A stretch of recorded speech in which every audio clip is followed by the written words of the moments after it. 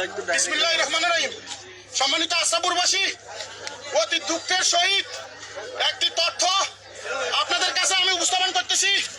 আশরাফপুর হাসুরবাড়ি 2 নং ওয়ার্ড হাসুরবাড়ির খলিল ভাইয়ের ভাই বিলাল ভাইয়ের মেয়ের লগে একটা ছেলের একটা সমস্যা ছিল। সমস্যা হওয়ার কারণে ওই ছেলের পক্ষ নিছে শামীম, সন্ত্রাসী শামীম, জগৎপুরের এই সন্ত্রাসী শামীম 50,000 টাকা ছেলের থেকে খাইছে। খাইয়া এ দরবার বাঞ্চাল করিবার নাই বাহিনী লয় আইছে 25-26 গ্রাম দা হকি স্টেট লোয়ারিয়া দি মানে আমি তো দরবার করতে পাইছি। যখন মানুষের মাইকেল করা শুরু করছে আমি সামনে এভাবে খাড়াইছি আমার একটা কুপ দিছে, আমি আপনি হিরাইছি আরেকজন আমার 2 হাত বন্দিকে স্যার আরেকজন আমার রড দিয়ে একটা বাল দিয়ে আমার মাথাটা হাঁটা লাইছে। এই খলিল ভাই আমাদের 2 নং ওয়ার্ড আওয়ামী লীগের সম্মানিত সাধারণ সম্পাদক ওনার মাথা হারাইছে। এই 2 নং ওয়ার্ড যুবলীগের এই বুক ভাঙি লাইছে, হাতে ব্যথা পাইছে। এখন তারা এই লোকের সিনা ভাঙি লাইছে, আরো 3-4 জন লোক আহত হয়েছে। আমরা আশরাফপুর কাছে বিচার চাই। কচুয়া থানা দ্বারা দায়িত্ব আছে। আমি ডক্টর সেলিম মাহমুদের কাছে বিচার চাই। আমি ডক্টর সেলিম মাহমুদকে আহ্বায়িত বলি, আপনার সাথে দীর্ঘ 5 বছর রাজনীতি করি, আপনার পকেটের 1 টাকার 1 কাপ চাও খাই নাই, নিঃস্বার্থভাবে কাজ করছি।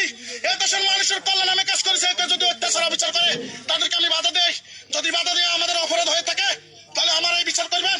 এই জগৎপুরের শামীম হাজার হাজার মানুষকে এই লাঞ্ছিত ওই জুলুম অত্যাচার অবিচার আমার ওইকে হুমকি দিছে আমি যেন দরবারে না আসি, আমি যেন কথা না বলি। এই যে মানুষ আছে জ্ঞান তার অত্যাচার অবিচার আমরা এই আশরাফপুর গ্রামে থাকতে পারি না। আমি কচুয়ার মাননীয় সংসদ সদস্য ডক্টর সেলিম মাহমুদ স্যারের কাছে আমার আকুল আবেদন, এই সন্ত্রাসীকে আপনি অবিলম্বনে এই বাংলাদেশ আওয়ামী লীগ থেকে আশরাফপুর ইউনিয়ন আওয়ামী লীগ থেকে কেন্দ্রীয় আওয়ামী লীগের তার নাকি পদ আছে, সেই পদ থেকে অব্যাহতি দেওয়ার জন্য আমরা আশরাফপুরবাসী এক এবং অভিন্ন।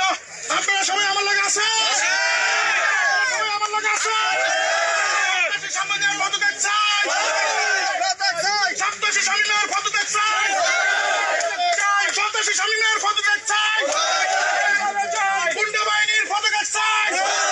সেই আওয়ামী লীগের কেন অলমাত নির্বিশেষে এলাকার সমস্ত মানুষ তার এই বিচার চায়। আমি মাননীয় সংসদ সদস্য আপনার কাছে বিচার আমি কান্ত আমার সেখানে আমি